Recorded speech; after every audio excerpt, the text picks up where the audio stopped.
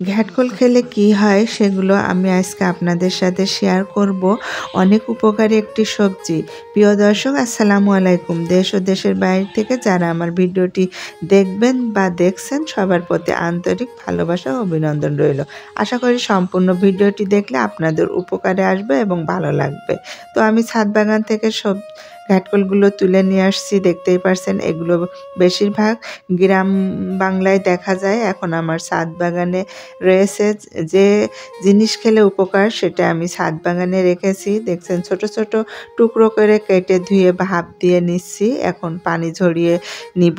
কিছুটা রসুন বেশি করে দিয়েছি, মরিচ বেশি করে দিয়েছি। ভাপটা দিয়ে পানি ঝরিয়ে নিব।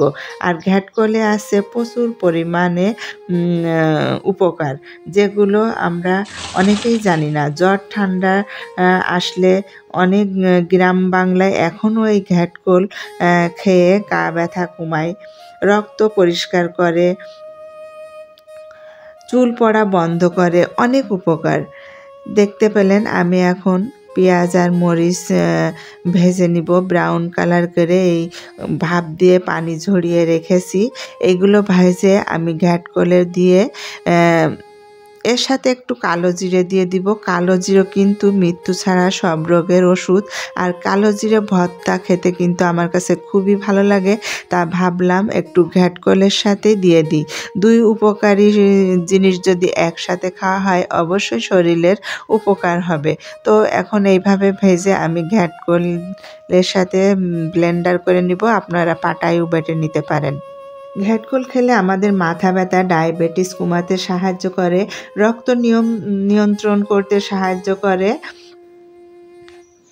এই ঘ্যাটকল কিন্তু ঔষধি একটি সবজি, যা খেলে আমাদের সত্যিই শরীরের খুব উপকার।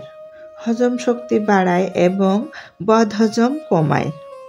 এই ঘ্যাটকল খেলে আমাদের শরীরে টক্সিন দূর করে, সাহায্য করে, ফলে ত্বক ভালো রাখে।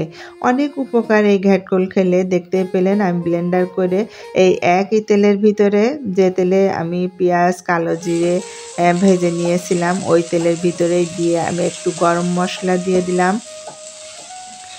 আর যদি আপনাদের লবণ কম মনে হয় লবণ দিয়ে দিতে পারেন।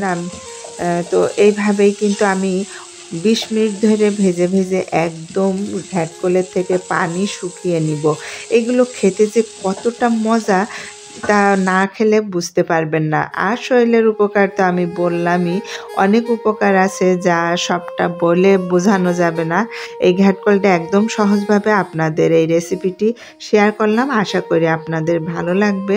ভালো লাগলে সাবস্ক্রাইব করে রাখতে পারেন নতুন নতুন রেসিপি দেখার জন্য। তাছাড়াও আছে আমার ছাদ বাগান, আমার হাঁস মুরগি নিয়ে বিভিন্ন ধরনের ভিডিও দিয়ে থাকি। নতুন নতুন ভিডিও পেতে সাবস্ক্রাইব করে রেখে দিতে পারেন। পরবর্তীতে আমি ভিডিও ছাড়লে আপনাদের সামনে পৌঁছে যাবে। তো নোটিফিকেশন কিন্তু অন করে রাখতে ভুলবেন না কিন্তু। তো সবাই ভালো থাকবেন। গরম গরম ভাতের সাথে পরিবেশন করুন। আল্লাহ হাফেজ।